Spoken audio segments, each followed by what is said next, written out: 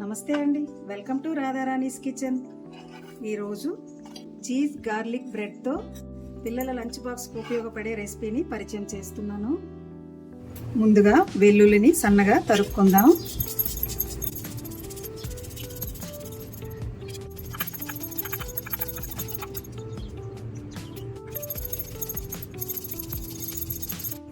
ఇలా సన్నగా వెల్లుల్లిని తురుముకుందామండి. అదే బౌల్లో సన్నగా తురిమిన కొత్తిమీర, కచ్చా పచ్చగా దంచుకున్న ఎండుమిర్చి, తగినంత వెన్న, తక్కువగా ఉప్పు వేసుకున్న ఇంగ్రీడియంట్స్ని చక్కగా కలిసేలా కలుపుకోవాలి.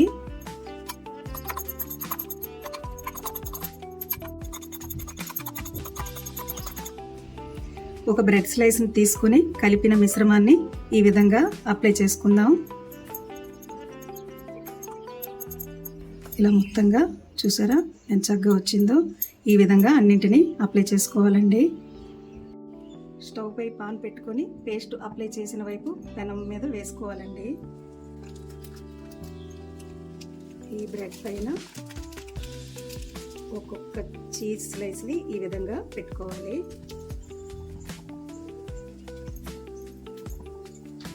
చీజ్ పైన బ్రెడ్ ఈ విధంగా పెట్టుకుని పేస్ట్ని మొత్తం అప్లై చేసుకోవాలి.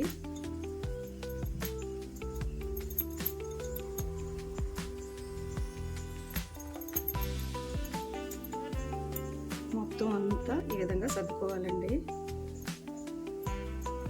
ఇంకా నూనె కానీ ఏమీ వేయాల్సిన అవసరం లేదండి. మనం వెన్న వేసుకున్నాం కదా, వెన్నతో చక్కగా కాలుతుంది. అప్పుడే టేస్ట్ బాగుంటుంది.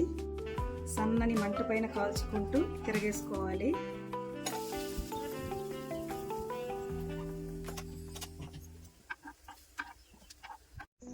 బ్రెడ్ని ఈ విధంగా కాల్చుకున్నాం కదండి, ప్లేట్లోకి తీసుకుందాం.